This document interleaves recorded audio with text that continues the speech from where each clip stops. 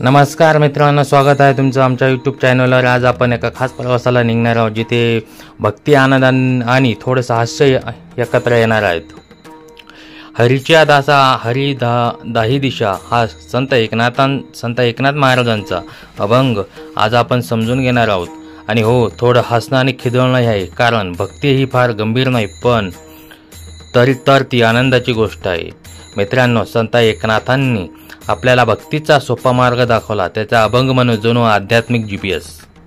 तुम्ही कोठे हरवला असाल, हरिनाम तुम्हाला बरोबर रस्त्यावर आणतं। तर चला या अभंगाचा अर्थ समजून घेऊया आणि बघूया हा आपल्या आजच्या आयुष्यातील कसा लागू शकतो। तत्पूर्वी व्हिडिओला पुढे जाण्याआधी आपल्या व्हिडिओला लाईक करा आणि आठवणीने चॅनलला सबस्क्राईब करायला विसरू नका। संत एकनाथ महाराज 16व्या शतकातील महाराष्ट्रातील थोर संत। त्यांनी भक्ती, ज्ञान आणि कर्म यांचा सुंदर संगम आपल्या अभंगातून मांडला। त्यांचं वैशिष्ट्य म्हणजे त्यांनी अगदी साध्या भाषेत खोलवर विचार मांडले। जणू काय व्हॉट्सअपवर मेसेज पाठवा तसं सोपा आणि स्पष्ट। हा अभंग आजचा। हरीच्या दासा हरी दाही दिशा, भावे जैसा तरी एक। भावे जैसा तैसा हरी एक। हरिमुखे गाता हरिपली चिंता, त्या नाही मागुता जन्म घेणे। एका जनार्दने ऐसे किती झाले, हरिनाम सविले तोची एक। परत एकदा बघूया। हरीच्या दासा हरी दाही दिशा, भावे जैसा तैसा हरी एक। हरिमुखे गाता हरिपली चिंता, त्या नाही मागुता जन्म घेणे। एका जनार्दनी ऐसे किती झाले, हरिनाम सविले तोची एक।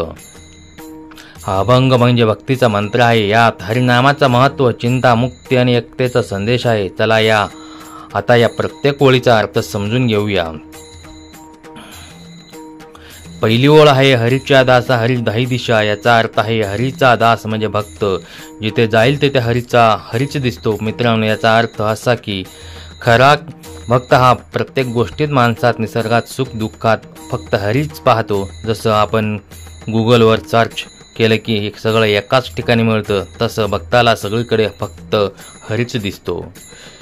भावे जैसा तैसा हरी एक। याचा अर्थ तुमचा भाव कसा आहे तसा तुम्हाला हरी भेटतो। जर तुम्हाला प्रेमाने, श्रद्धेने त्याला शोधलं तर तुमचा मित्र, गुरु, पालक काय वाटेल तसा भेटतो। जसा ऑनलाईन शॉपिंगमध्ये फिल्टर लावता लाल रंग, साईज, तसं तुमचा भाव ठरवतो की हरी तुम्हाला कसा भेटणार।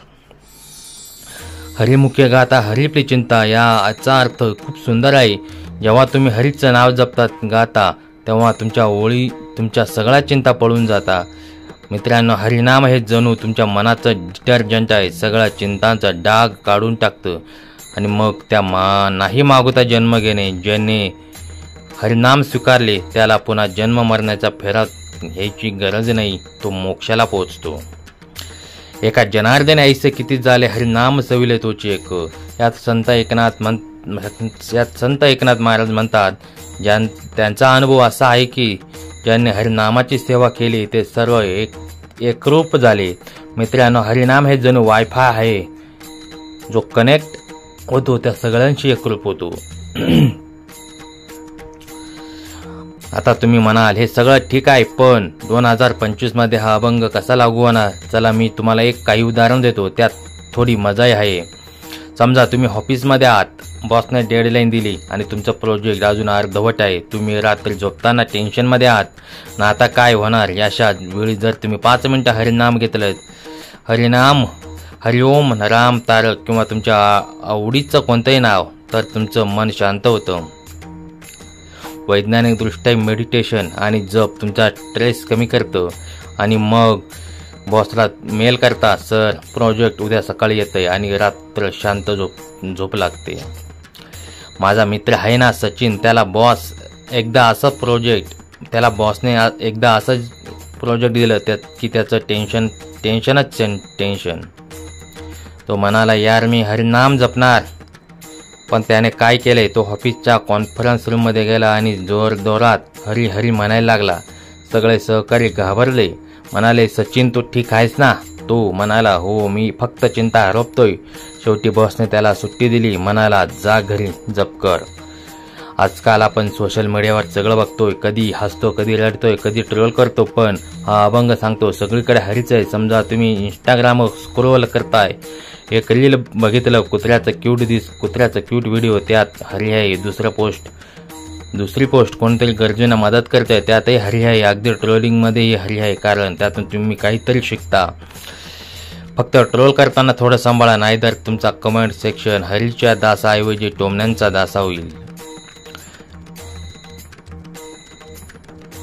मित्रांनो, हा अभंग आपल्याला एक सुंदर संदेश देतो. हरिनाम ही आपल्या जीवनाची मास्टर की आहे. तुम्हाला किती व्यस्त असाल, किती चिंता असतील, फक्त 5 मिनिटं हरिनाम जपून बघा. तुमच्या मनाला शांती मिळेल आणि तुम्हाला सगळीकडे हरीच दिसेल, तुमच्या कुटुंबात, मित्रात आणि निसर्गात. आणि हो, हरिनाम जपायला कोणता ड्रेस कोड नाही, कोणतंही रजिस्ट्रेशन नाही, फक्त तुमचा भाव हवा.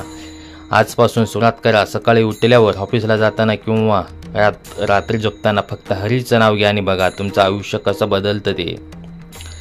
मित्रांनो, आज आपण संत एकनाथांच्या हरीच्या दासा या अभंगातून खूप काही शिकलो. हरिनामाचं महत्त्व, चिंतामुक्ती आणि सगळीकडे हरी पाहण्याची दृष्टी, हे सगळं आपण आपल्या आयुष्यात जाणूया.